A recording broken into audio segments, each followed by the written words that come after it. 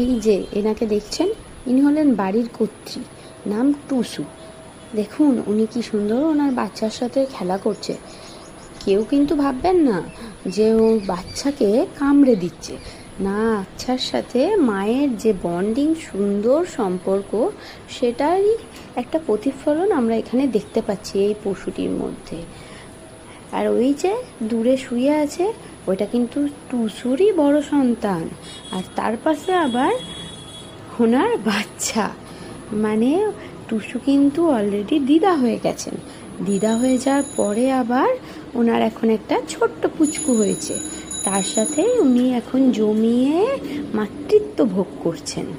তো মেন হচ্ছে যে আমরা বাস্তবে সবসময় দেখি যে বাচ্চারা বড় হয়ে গেলে আর মায়ের সঙ্গে যে বাচ্চার যে প্রেম, সেটা আর থাকে না। আমরা পশুদের মধ্যে তো দেখি, কিন্তু আমরা মানুষের মধ্যে আরও বেশি করে দেখতে পাচ্ছি দিন দিন, যে কোথায় যেন এই ভালোবাসাটা নষ্ট হয়ে যাচ্ছে। আমরা কেন যে দিন শেষে ভুলে যাই যে মা মাই, বাবা বাবাই। এটা কেন হচ্ছে বলুন তো আপনারা?